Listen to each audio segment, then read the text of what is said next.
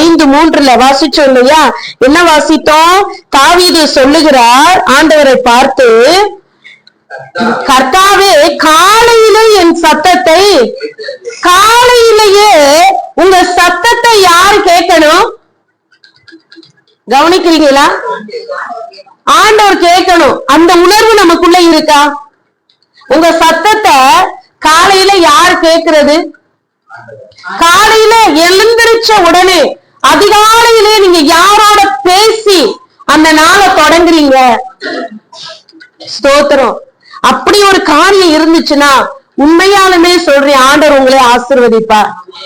அதிகாலமே எழுந்து நீங்க முதல்ல யாரோட பேசணும், யாருடைய முகத்தை தரிசிக்கணும்னா தேவனோட பேசணும், தேவனுடைய முகத்தை.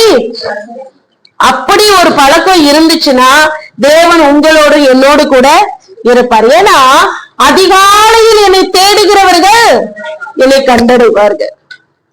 உங்க வாழ்க்கையில ஆண்டவரை கண்டடையணும்னா எப்படி கண்டடைகிறது? நேர பார்க்க முடியாது, நேர அவரை பார்த்ததில்லையே. கேள்வி வருதா? நான் டெய்லி ஜெபம் பண்றேன், அவரை பார்க்க முடியலையே. டெய்லி நான் என்ன பண்றேன்? அவரை தேடுறேன். என்னால உங்களுக்கு தேட தெரியல.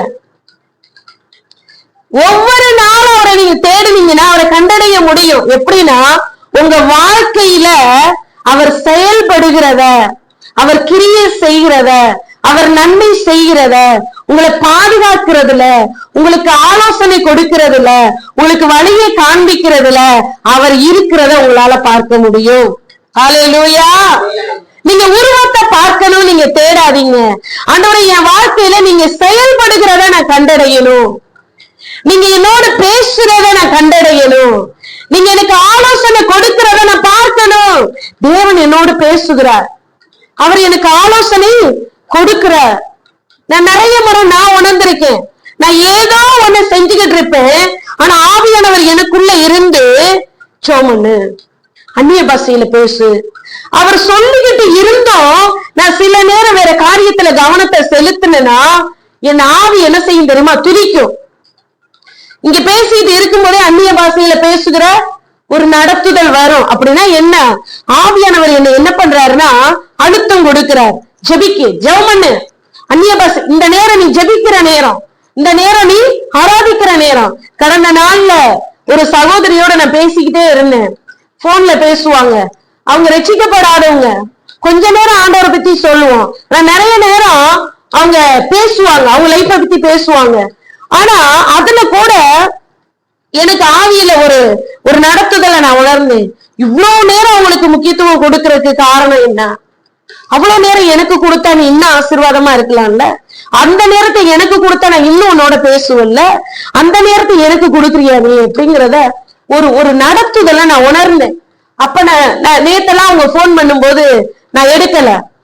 பிள்ளைகிட்ட சொல்லி நான் ஜெபத்துல இருக்கேன்னு நீ சொல்லிரு. அப்ப முதல் நாள் அந்த உணர்வு யார் கொடுத்தது? ஆவியானவர் கொடுக்கிற. நீ ஏன் இவ்வளவு நேரம் மணிக்கணக்கு அவங்களோட ஏன் பேசணும்? அதனால உனக்கு என்ன பிரயோஜனம்? சொல்ல வேண்டியதை நீ சொல்லணும்.